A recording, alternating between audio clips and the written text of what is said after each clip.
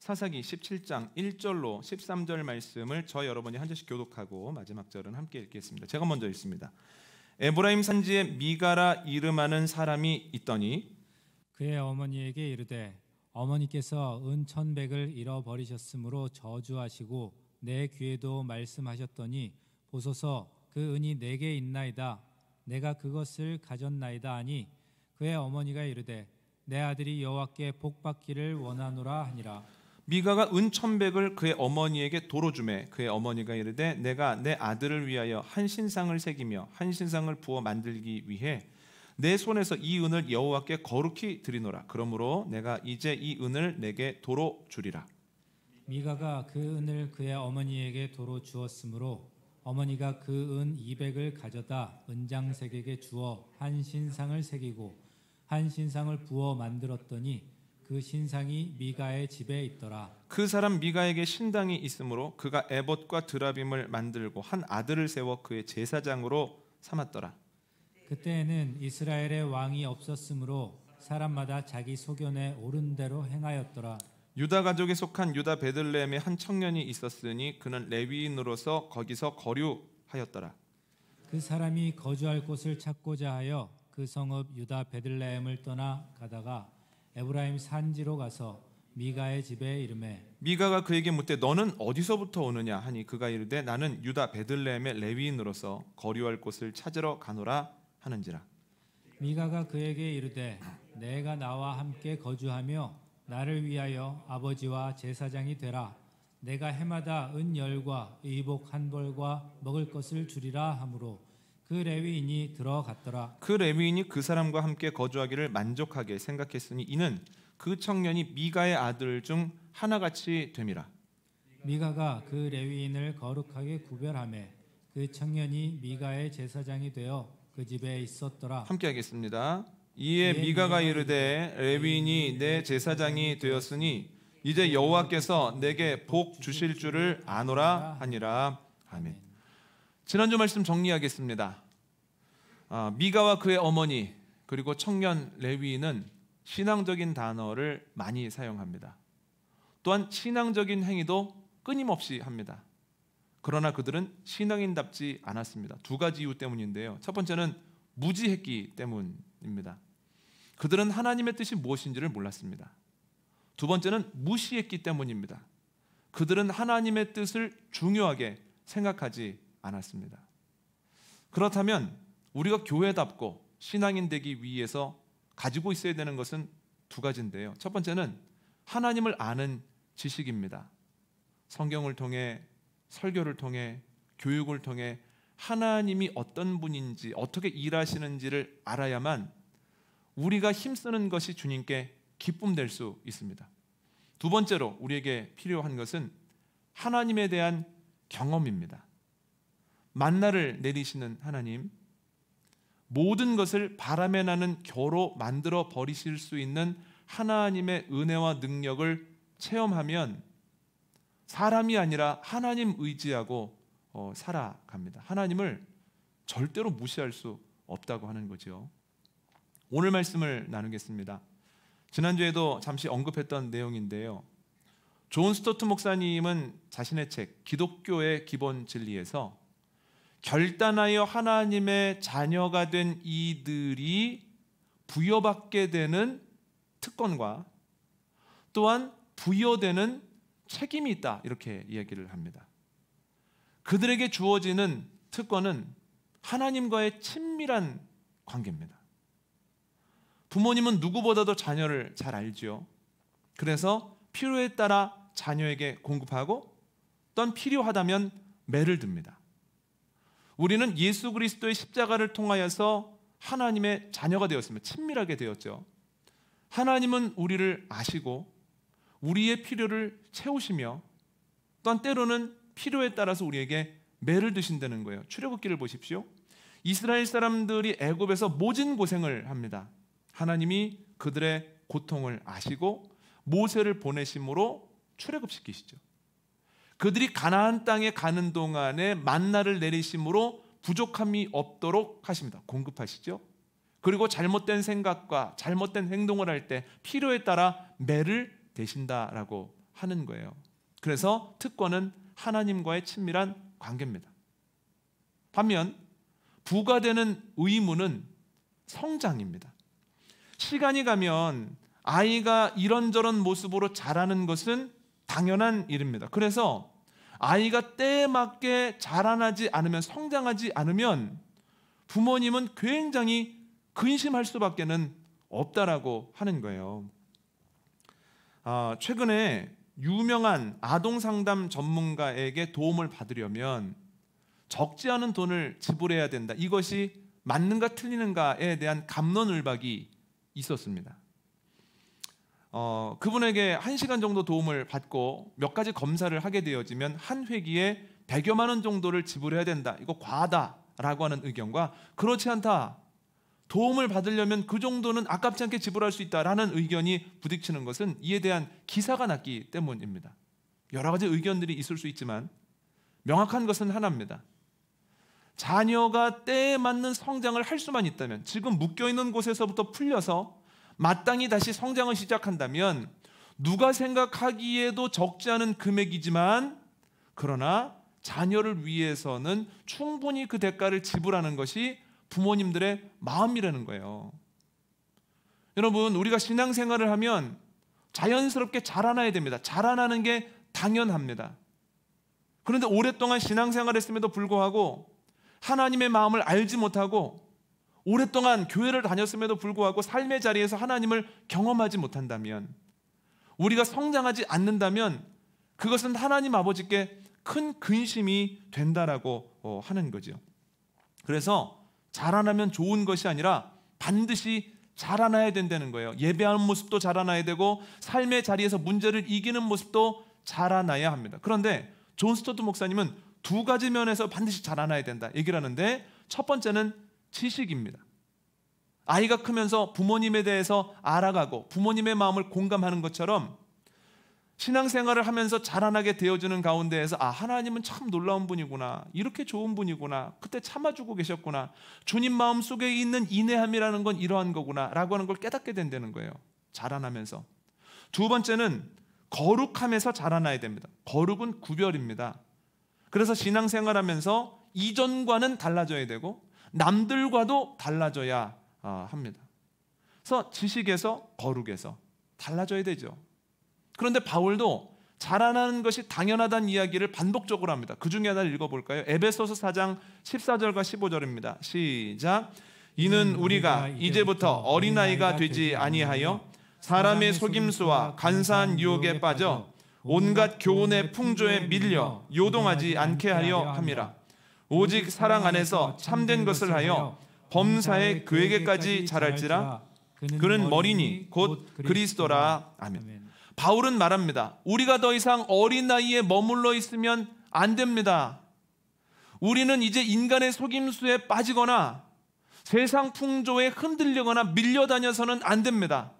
우리의 머리 대신 예수 그리스도에게까지 자라나야 합니다 라고 이야기를 하죠. 그런데 여러분, 아이가 자라날 수 있도록 부모님들은 필요한 것을 공급하는 것처럼 우리가 자라날 수 있도록 하나님께서는 우리에게 성장을 위해 필요한 것을 공급해 주신다는 거예요. 뭘 공급해 주실까요? 에베소서 4장 16절 말씀 읽어보겠습니다. 시작. 그에게서 온몸이 각 마디를 통하여 도움을 받음으로 연결되고 결합되어 각 지체의 분량대로 역사하여 그 몸을 자라게 하며 사랑 안에서 스스로 세우느니라. 아멘. 바울이 얘기합니다. 온몸이 서로 연결되어 각자의 역할을 감당하는 가운데 영향을 공급받고 함께 자라납니다 라는 거예요. 그러니까 주님께서는 영향을 공급해 주신다는 거예요. 그래서 하나님께서 우리에게 주신 것이 뭐냐면 복음입니다. 말씀, 캐리그마죠. 그래서 그 말씀을 먹고 마실 때에 자라나게 된다는 거예요. 이 말은 말씀을 먹지 아니하면 결코 자라나지 않습니다. 다른 사람의 말을 양식 삼거나 또는 미디어를 양식 삼아서는 절대로 자라나지 못한다라고 하는, 그래서 교회는 끊임없이 우리가 양식 삼아야 되는 것은 주님의 말씀입니다 라고 반복적으로 말씀드릴 수밖에 없다는 거예요. 또한 주님께서는 우리의 성장을 위해서 교회를 주셨다는 거예요. 바울이 뭐라고 얘기합니까? 함께 연결되어 자신의 역할을 감당하는 가운데 영향을 공급받아 함께 자라난다라고 하는 거죠. 에베소서에서는 혼자 한 사람도 그리스도의 거룩한 성전이지만 그러나 그 성전들이 함께 교제할 때, 코이노니아를 할 때에 성장하게 된다라고 이야기를 하고 있습니다. 그러면 함께 성장하기 위해서 우리가 해야 되는 것이 무엇입니까? 지역 교회에 등록해야 되고, 등록하였으면 셀리베를 통해서 믿음의 교제를 나눠야 되고, 겉으로만 나누는 것이 아니라 내가 말씀을 통해서 점검한 내 모습을 그대로 드러내놓고, 또한 그것을 통해서 서로 축복하고 기도하는 가운데에서 자라날 수 있다는 거예요. 우리의 가정이 믿음의 교제를 나눌 수 있도록 힘써야 된다는 거예요. 교회 가정 이외에도 내가 믿음의 교제를 가질 수 있는 건강한 관계들을 만들어 나가야 된다는 거예요. 여러분, 믿음의 교제를 통해 성장함으로 주님의 마음을 시원케 하는 저와 여러분 되시기를 원합니다. 그런데 모든 신앙의 공동체가 함께 자라나는 건 아닙니다. 오늘 본문에 나오는 미가, 그의 어머니, 청년 레위인은 모두 신앙인입니다. 그리고 많은 대화를 합니다. 그 대화가 종교적인 면임에도 불구하고 그들은 함께 성장하지 못합니다. 점점 더 하나님과 멀어지죠. 그래서 한 학자는 그들은 합력하여 선을 이루지 않고 합력하여 악을 이루고 있습니다 라고까지 이야기를 합니다. 이걸 통해서 알 수 있는 것은 신앙인들이 모여서 대화한다고 해서 무조건 함께 성장하는 건 아니라는 거예요. 그래서 오늘은 우리의 교회, 우리의 가정이 신앙의 공동체로서 함께 성장하기 위해서 기억해야 되는 것이 무엇인가, 무엇을 힘써야 될 것인가에 대해서 세 가지를 나누겠습니다. 첫 번째 기억해야 될 것은 하나면 충분하다라고 하는 사실입니다. 하나면 충분하다. 은이 없어졌다라고 하는 것을 알게 된 미가의 어머니가 입에 담기에도 민망한 저주를 퍼붓습니다. 그 누군가에 대해서. 이 말을 듣고 은을 가지고 갔던 미가가 두려움을 느끼고 어머니에게 다시 가지고 갑니다. 여러분, 그때 미가의 어머니는 미가에게 뭐라고 해야 됩니까? 미가야, 네가 왜 이런 죄를 지었느냐? 왜 하나님과 내 앞에서 이런 죄를 지었느냐? 하나님께 나아가 회개해라. 그리고 하나님께서 이에 대한 책임을 물으신다면 달게 받아라. 달게 받음으로써 다음에는 이런 죄를 짓지 않도록 하여라. 이렇게 얘기해 주는 것이 진정한 사랑입니다만, 오늘 본문 2절을 보면 오히려 미가의 어머니는 그가 은을 가지고 왔다라고 하는 것 때문에 그에게 여호와의 이름으로 복을 빌어줍니다. 하나님께 은을 거룩히 드린다라고 하면서 아들이 화를 받지 않고 복을 받게 해달라고 하는 모종의 거래를 시도한다는 거예요. 여러분, 어머니라면 잘못된 것은 잘못되었다고 이야기를 하고 마땅히 치러야 되는 대가에 대해서는 이 대가를 잘 치르고 온전하여져라 라고 얘기해 주는 것이 맞습니다. 그런데 미가에게는 그 말을 해줄 한 사람이 없었다는 거예요. 여러분, 미가가 집에 예배 초소를 만들고 거기에 에봇과 드라빔을 둡니다. 더 나아가서 자신의 아들 중 하나를 제사장 삼습니다. 그런데 저희가 오늘 읽은 본문을 보면 베들레헴에서 온 청년 레위인을 자신의 집 제사장으로 삼습니다. 이걸 통해서 알 수 있는 건 뭐냐면, 아들에게 제사장직을 맡겼지만 그 아들이 하는 제사장직이 그렇게 만족스럽지 않았다는 거예요. 그래서 맡겼죠. 저는 이 구조를 보면서 이런 생각을 한번 해봤습니다. 제사장직을 맡겼던 그 아들이 여러 아들 중에서 가장 똑똑하고 가장 기대가 되고 가장 무엇인가 어떤 일을 할까, 일을 맡겨놓으면 아주 또렷하게 하는 아들이었을까? 아니면 뭔가 부족하고 일을 하고 나면 못 믿어온 아들이었을까? 못 믿어온 아들이었을 거예요. 할 거 없어? 그럼 제사장 노릇이라도 해. 목회라도 해. 하나님에 대한 지식만 없었던 것이 아니라 하나님에 대한 마음도 없었던 거죠.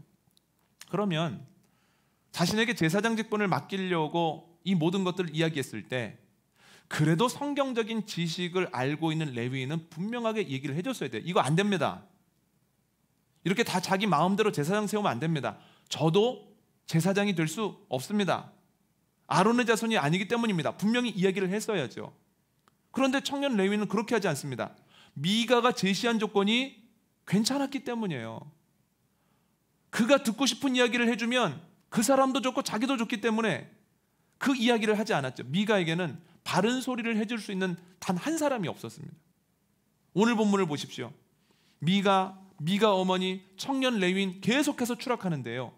한 사람만이라도 주님이 어떤 분인지를 알고 주님의 능력을 경험했다면 이렇게 계속해서 추락하고 주님과 멀어지지는 않았을 거예요.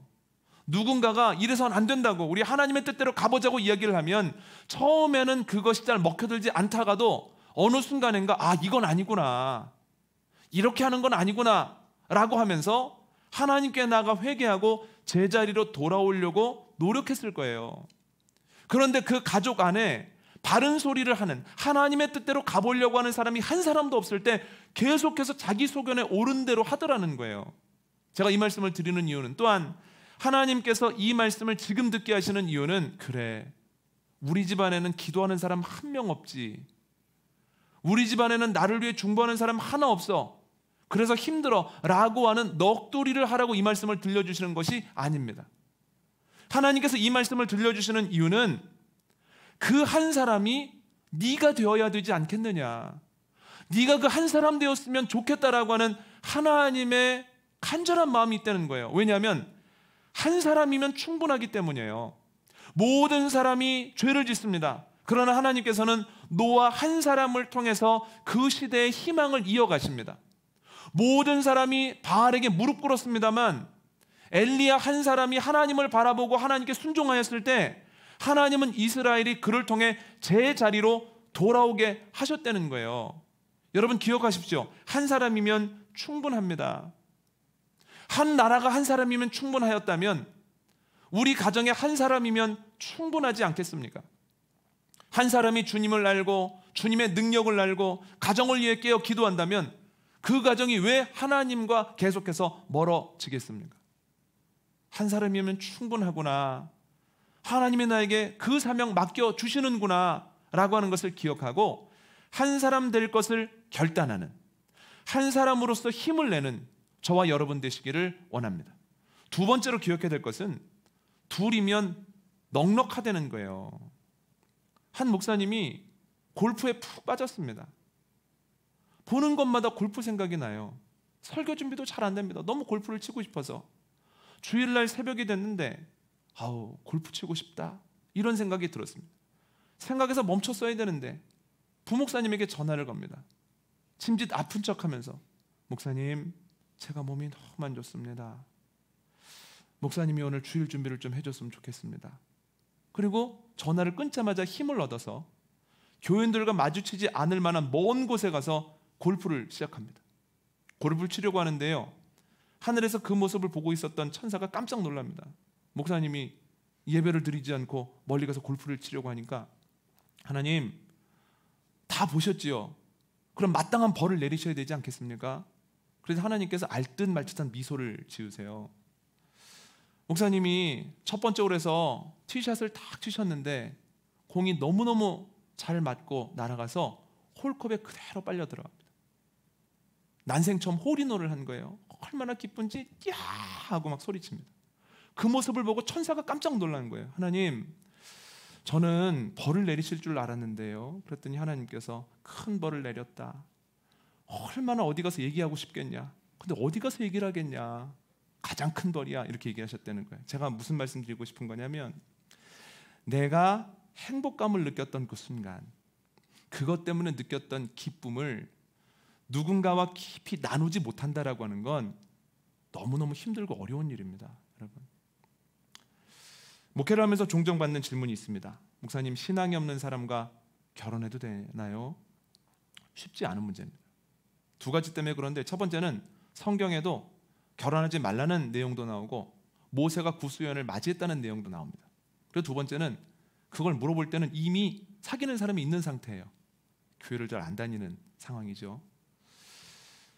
저는 이렇게 대답합니다. 예, 주님 안에서 모든 것이 가합니다. 그러나 아주 힘들다는 것만은 기억하셔야 될 겁니다. 그럼 이렇게 얘기를 하세요. 목사님, 교회를 다녀야 결혼한다고 이야기를 하고 부모님이 세례 증서를 가지고 와야 날짜를 잡겠다고 하셔서 교회 지금 다니고 있습니다. 세례 교육 받고 있습니다. 라고 말씀하십니다. 물론 대부분의 분들이 좋은 성품으로 그 약속을 결혼 이후에도 지키십니다만, 그러나 더 큰 문제가 하나 있습니다. 내가 깊이 경험한 하나님을 가장 가까이 있는 사람과 나누면서 즐거운 영적 교제를 하기까지는 대부분 긴 시간이 걸린다는 거예요.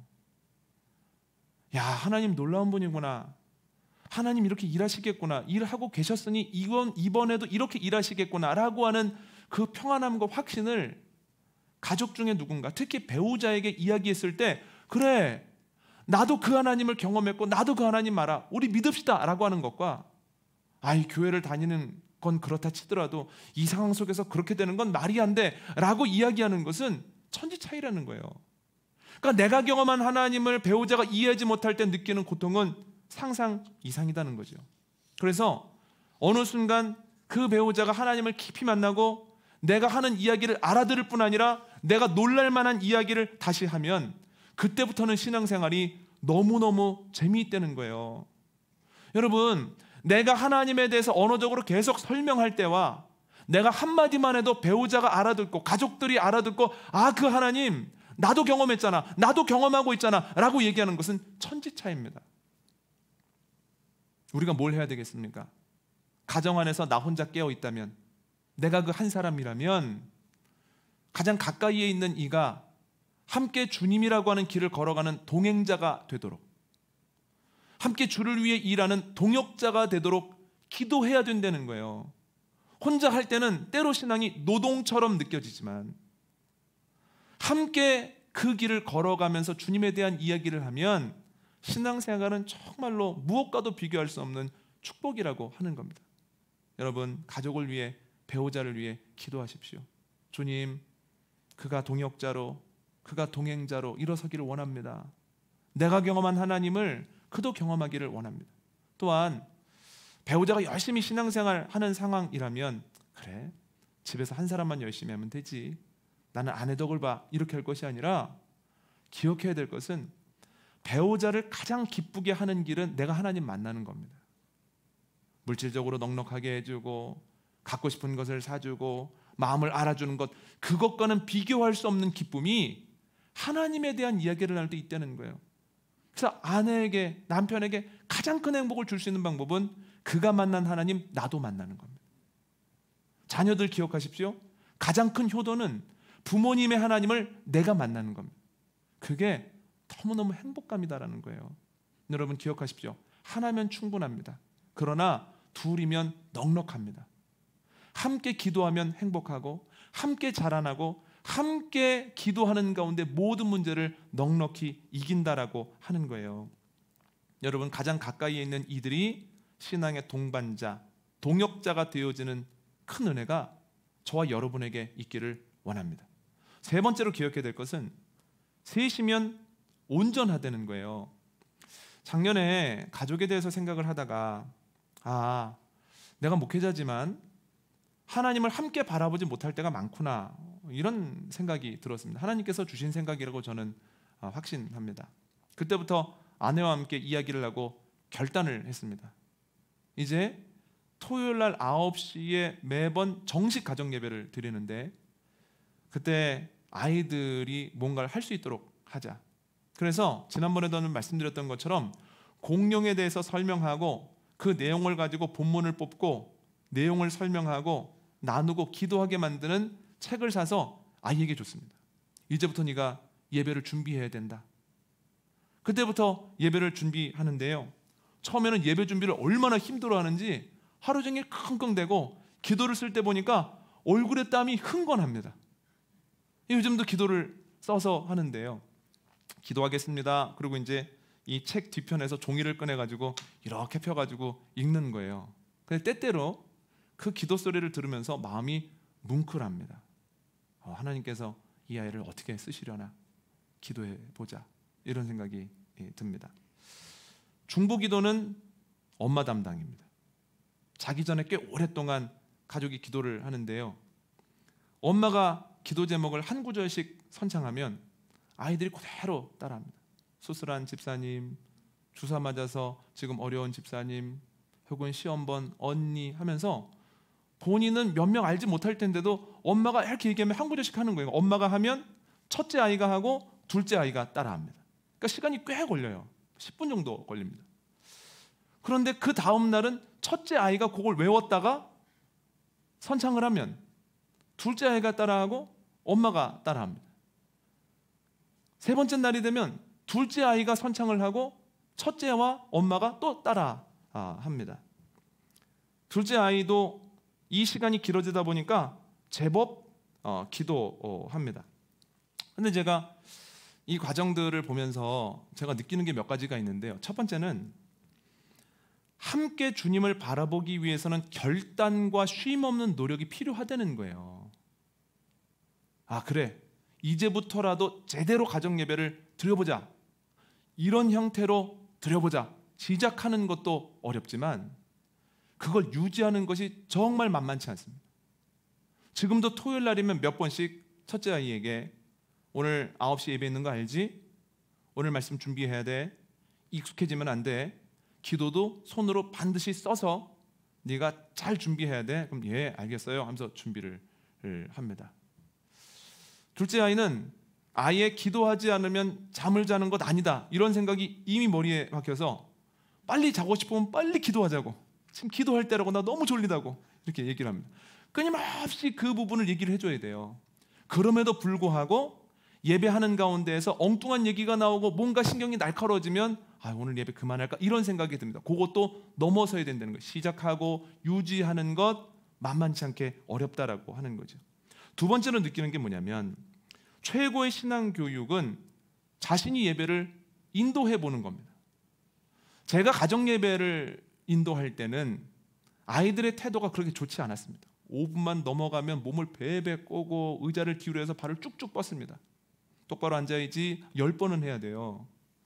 그런데 첫째 아이가 예배를 인도할 때는 굉장히 태도가 바릅니다. 그뿐만 아니라 똑바로 앉아, 둘째한테 근엄하게 똑바로 앉아. 예배할 때 이렇게 고개를 숙이고 있으면 어떻게, 예배할 때 자꾸 딴소리하면 어떻게 하면서 막 혼냅니다. 근데 더 재밌는 건 둘째가 기도를 하다가 오빠가 제대로 못 따라하잖아요. 그럼 기도가 다 끝나고 난 다음에 그렇게 못 따라하면 어떻게 해 하면서 첫째를 또 타박을 준다는 거예요. 그래서 제가 느끼는 게 뭐냐면 본인이 예배를 준비하고 인도하는 것이 어떤 자세로 어떤 마음으로 예배하는 것을 가르치는 가장 좋은 방법이구나.